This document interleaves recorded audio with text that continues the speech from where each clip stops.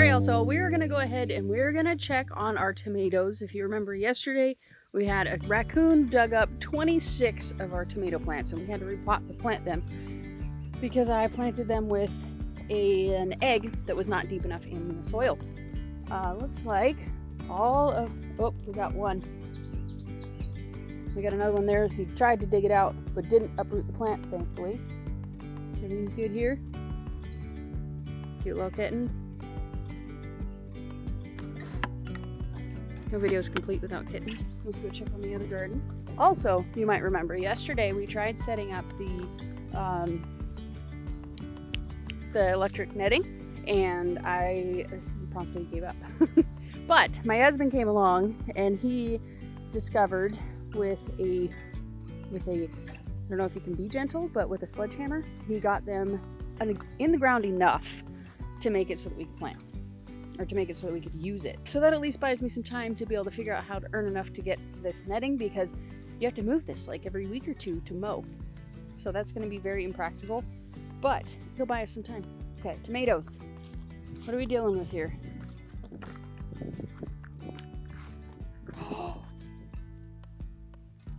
I think this is the first time that I have ever come out here since I started planting them. Well, rather since the eggs started smelling.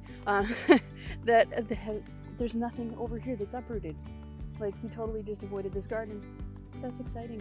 So I'm really excited to get the solar fence going, or the whatever you want to call it. I'm super pumped about that. Next up, we're gonna go ahead and we're gonna get the brooders adjusted. I bought 2 dog kennels, not kennels, they're like outside play areas for like puppies and stuff. I bought 2 of those, so we're gonna put the ducks in those, and then we're gonna put the chickens in that one. So they're finally gonna come outside. So I'm really hoping that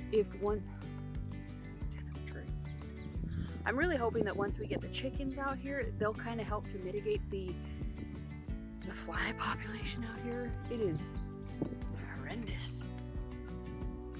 Horrible. So yeah, and then I also ordered an 8-pack really on Amazon of those ranch traps, the green netting. I'm sure you guys have probably seen them advertised on Facebook. I ordered an 8-pack of those after finding out they're fairly effective from friends of mine.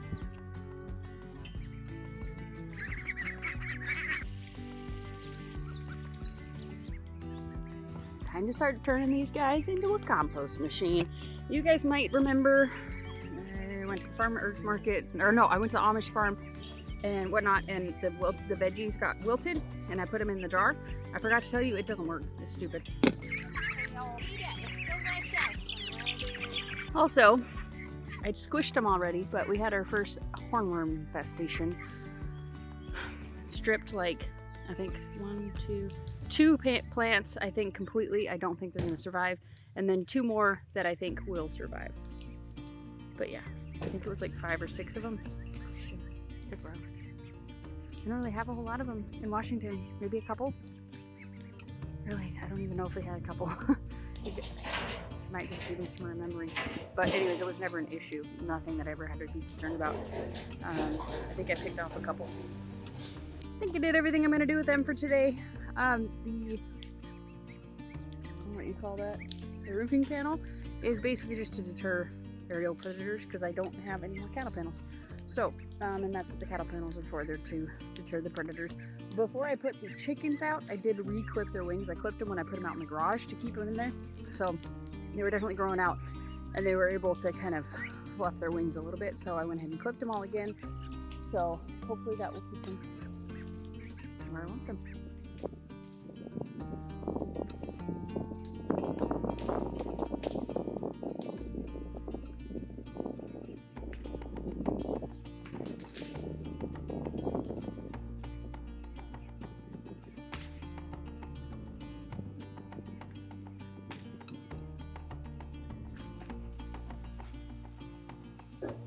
What is that? Holy crap.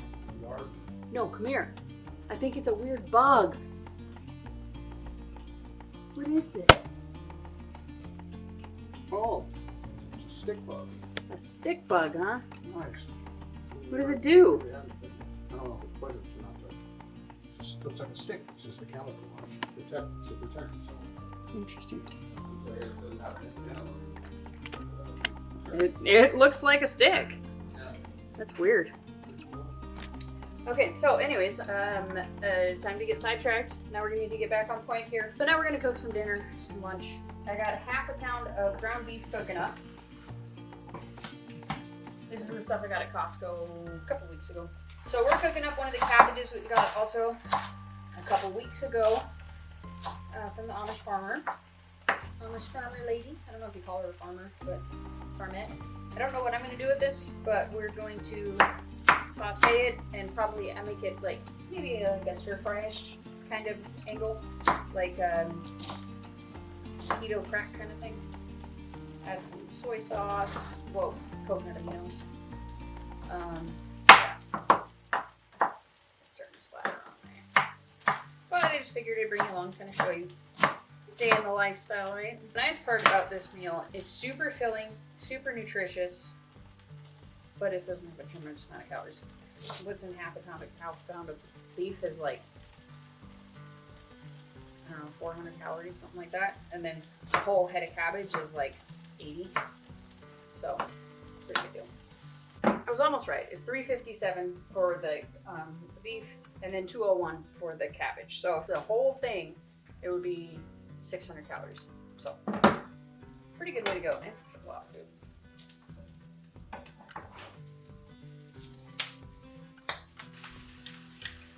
Gotta add in a little bit of home canned chicken broth.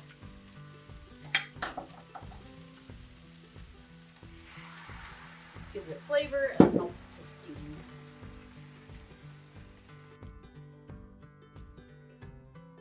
So I'm also going to add in some rice vinegar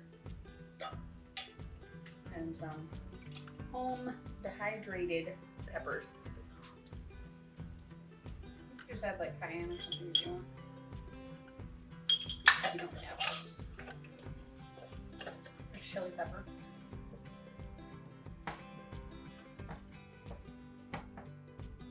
So I think we got it. It is freaking delicious. I also ended up adding in onion powder and garlic powder. I forgot that. And then I added in a little bit more rice vinegar and a little bit more coconut aminos, and that really pulled the whole thing together. I'm probably gonna add a little bit more of the peppers. I was kind of cautious. I was afraid that it would, actually I'll do it now. I was a little afraid that it might make it a little bit too hot, but with these home dehydrated peppers, it's kind of like, you never really know what you're gonna get, because it's just, it's a, I don't know what you call it. It's a collection of different peppers, so every bite's a little different. I'm gonna go ahead and finish up my lunch, and then I'm gonna bring you back when I'm ready to start working on the ferments. All right, it's almost 8. Dark is quickly approaching. I don't have my lights set up, so we're gonna go ahead and we're gonna take care of our yogurt here. We're gonna make this completely raw. I watched several videos on how to do this. I've never done it in an Instant Pot, so this is why this is just part of a vlog. If you guys are interested, and if I figure out a good technique that makes nice, good, thick yogurt raw, like the kind that I used to make, I will link the video up here. And so if I do figure out how to make it like I did in that video, I'll show you. I'll make a tutorial. But in the meantime, we're gonna make our fancy milk yogurt. So we have our Amish milk, our Amish raw milk that we got last week. So we're gonna go ahead and we're gonna put this right into our Instant Pot. Whole thing. We're gonna make a gallon batch. Okay. So all we're gonna do with this is we're gonna hit the yogurt button, and we're gonna do 24 hours and a half. There we go. So we're just gonna go ahead and we're gonna let this warm up to 100, it's like 100 to 110 degrees, something like that. As soon as it says that it's at temperature, we're gonna take the lid off, and I'm gonna probe it, and we're gonna see what this particular Instant Pot setting is, or temperature is for the yogurt setting, because that's important. I'm gonna make sure that we're scraping out every last bit of this deliciousness, because it's usually the cream that gets left behind because it's thick.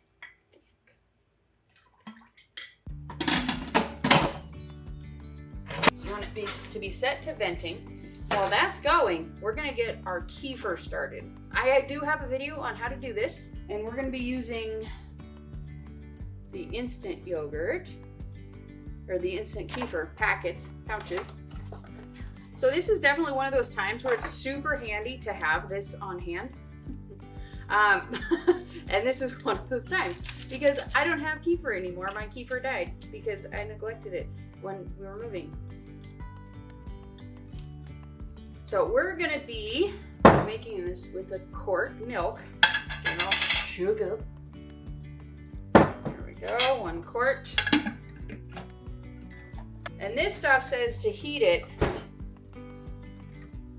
to 82 Celsius, 180 Fahrenheit, or bring to a boil, let it cool, and then we're gonna dissolve the sachet in the milk. We're gonna try not doing that because I want raw milk. So we're just gonna go ahead and dissolve the sachet in dissolved milk. People gotta complicate things like grabbing two kefirs. You only need 1. Okay. And we're just gonna put this sachet in here. Yeah, whisk if I can find one. If I didn't fill up this container so much, I would use the blender, the one mixer, which I think I'll try and account for next time.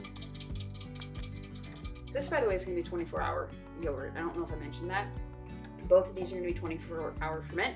And the benefit of doing the 24-hour ferment, it's easier on your gut. It's easier to digest because, and it's lower carb, so it is just lower calorie. And you get all the beneficial gut microbiomes. A lot of the lactose is broken down.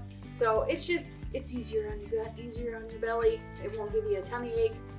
And it just gives you more bang for your buck, right? Okay, not trying to make butter here. So we're gonna go ahead, put this on here. It's 8:03. So tomorrow at about 8 o'clock, we're gonna go ahead and bust this out and it should be good. You can't even see diddly. I'm sorry, y'all. Okay, so we got these little pickles, these little these aren't gherkins, but we got these baby pickles and they're already starting to be soft. Whatever, we're gonna try. We're gonna get some oak leaves, some tannins, something, and we're gonna try. My goal for fermenting in this channel is to kind of, at least for now, I want to show you guys how I kind of incorporate fermenting in my everyday life, and I think that will be a lot simpler to do in vlog form. Like, it's kind of hard to do that sort of thing when you're just not following me around every day. So it's not going to be like, this is what I do for this ferment. It's like, this is what I do on this day. Like, I'm making all of these ferments. I'm not going to do this every day. You've seen my last vlog since I moved here. This is my first ferment that I made since I moved here. The thing that you have to understand is that the best thing that you can do if you want to incorporate fermenting into your life is to make a rhythm out of it. So we're going to get to the point where we're doing regular fermented vegetables. We're doing kefir. We're doing yogurt. So we're just going to take all of our pickles. You want to cut off the blossom end and toss them in. I think you need to cut off both ends. It kind of sucks to do it with this little bit of pickles, but hopefully, that probably was my mouth. Basically, it has an enzyme in it, some kind of an enzyme, from what I hear, that makes it break down and makes it mushy when you ferment. And when you pickle it, when you vinegar pickle it.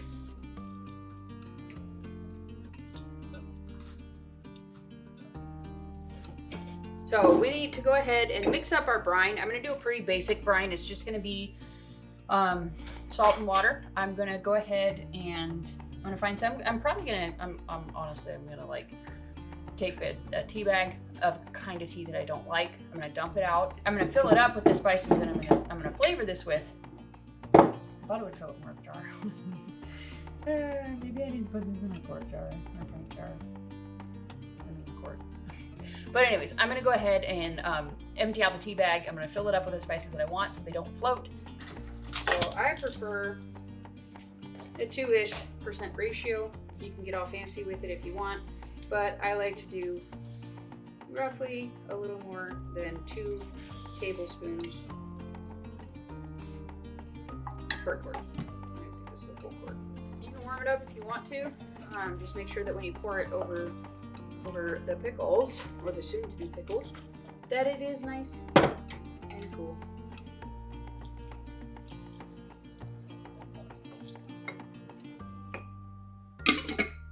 Voila. In about a week, it'll be pickles. So it's been an hour. Let's check it. An hour and 22 minutes. I was outside tending the ducks, so I lost track of that. 104. I think that sounds like just the ticket.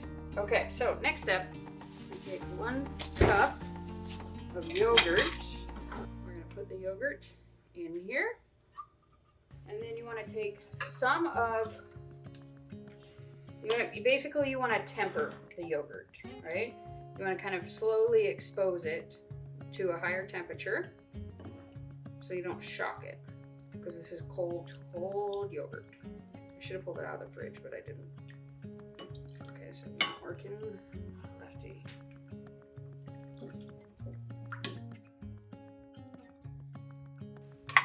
There we go. That should be good. Now we're gonna pour it into the milk mixture.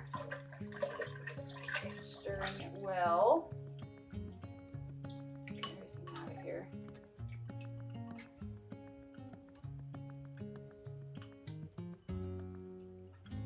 There we go. That's it. That's all we gotta do, at least for today. You'll have to excuse the lighting, there is none. So if what I was saying earlier with me kind of following along on kind of the daily, not the daily, but kind of the routine things that I do as far as fermenting is concerned, and kind of give you some ideas of how you can incorporate it in your everyday life, kind of tracking that and including that in kind of like homestead type vlogs, and just kind of pretty much revolving around, homesteading, fermenting, healthy stuff, that sort of thing. If that sounds interesting to you, let me know down below. I would really love to know your feedback, because if nobody's interested in it, I won't do it. But anyways, if you guys are new around here, we just moved to Missouri to our 30-acre homestead. We are transplants from Washington State. I like to do all kinds of videos on canning, freezing, dehydrating, and fermenting. However, that has been on hiatus for the last couple of months because we just relocated and we're getting our groove back. So if that sounds interesting to you, like all the homesteading vlogs and all of the things, click this button right here. That is the subscribe to the channel button. That's where all the fun happens. Up here is a video Mr. Google Pants thinks that you're going to enjoy. This is my last homesteading vlog. No, it's not. This is my how I made raw yogurt last time video. Up here is my moving to Missouri vlog playlist. Hope you check it out. See you next time. Thanks for watching. Bye.